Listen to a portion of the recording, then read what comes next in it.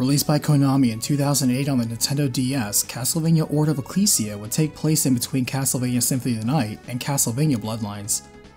Directed by Morimon and Akihiro Minakata and written by Kei Shigema, the game would much improve level design, gameplay, action RPG elements, and exploration for the series, while merging and refining design elements explored in Simon's Quest and Symphony of the Night. The story only gets larger from here, so let's cut it down to size with the RECAPitation. As the game begins, a report recounts how for centuries the Belmont clan has saved humanity by defeating Dracula and his minions in secret. However, in the early 19th century they would lose their ability to resist the darkness, and so new groups would rise up to research means to counter Dracula.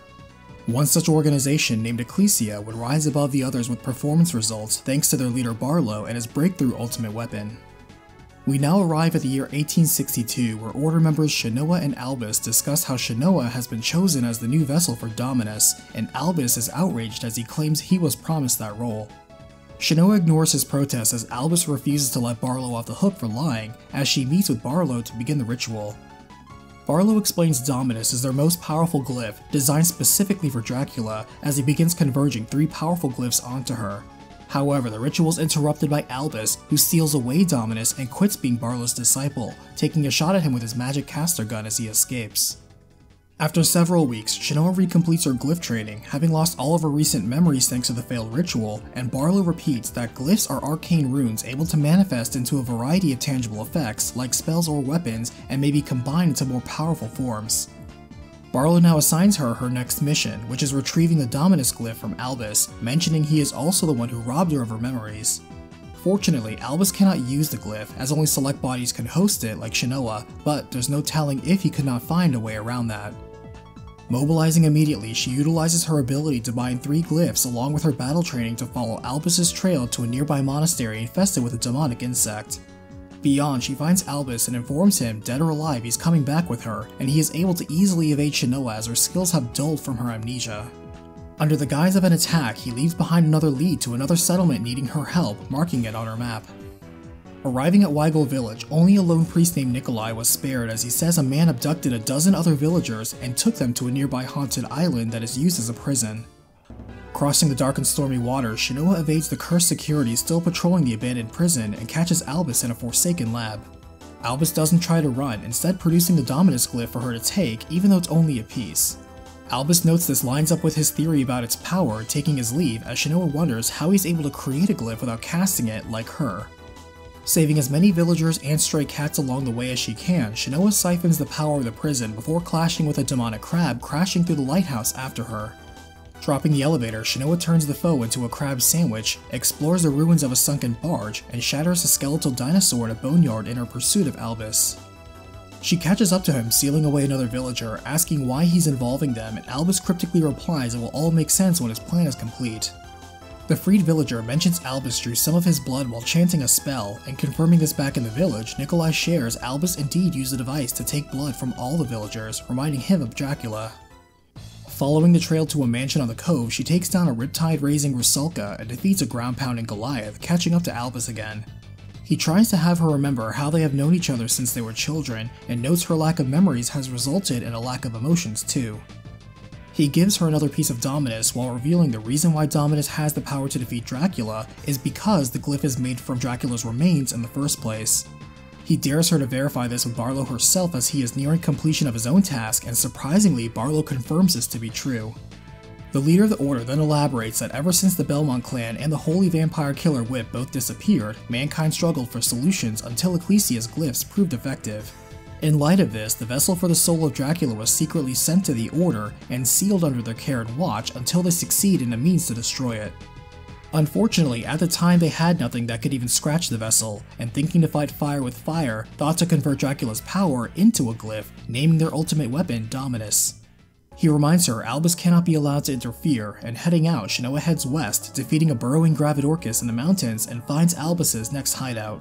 He stops her cold, revealing the last fragment of Dominus before absorbing it for himself, but he finds himself struggling to contain its dark power as it threatens to consume him.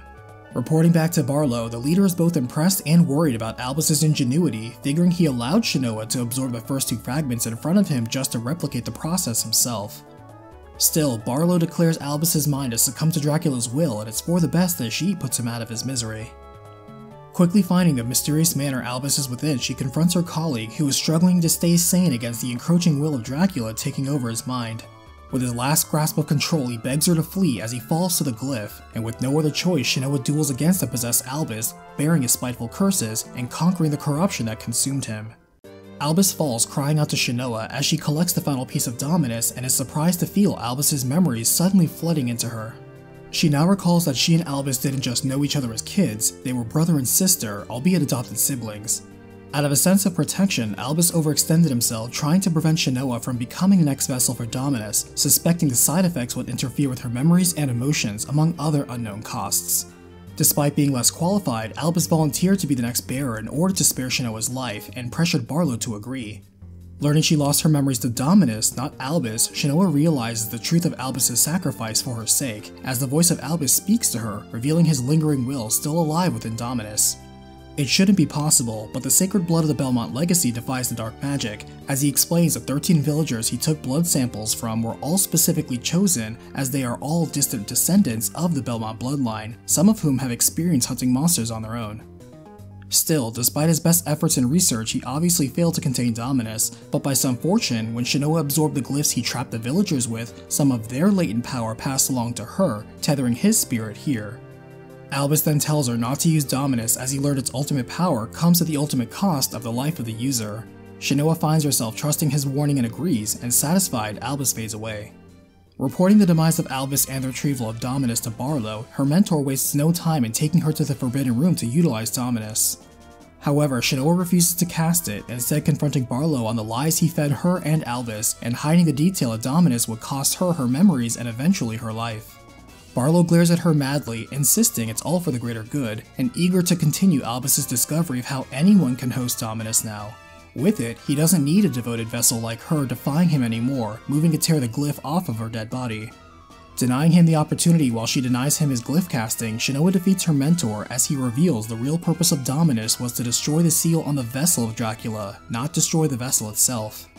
Furthermore, Barlow reveals the entire purpose of the Order of Ecclesia is actually the resurrection of Count Dracula, rationalizing that the darkness in mankind's heart is what gives him power, and therefore it is natural order that he rules the world.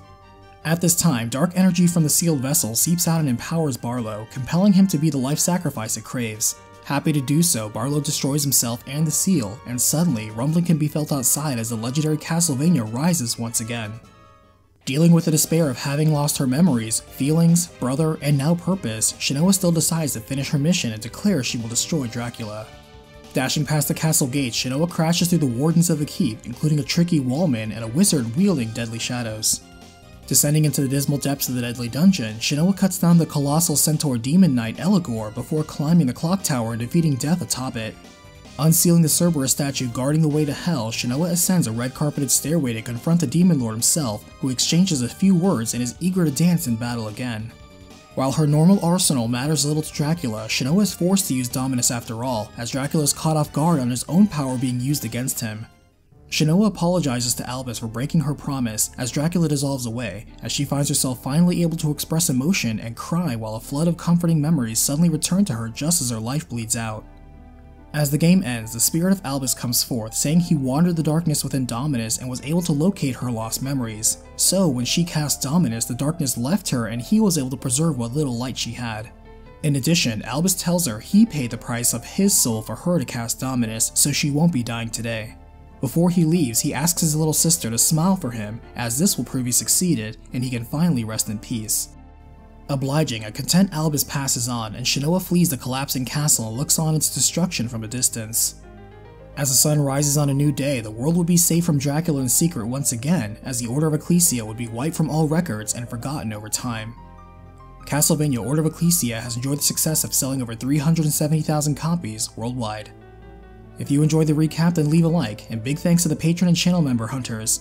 Check out the links in the description for ways to support the channel, or places like my Discord server. Thanks for watching, and I'll see you on the next battlefield.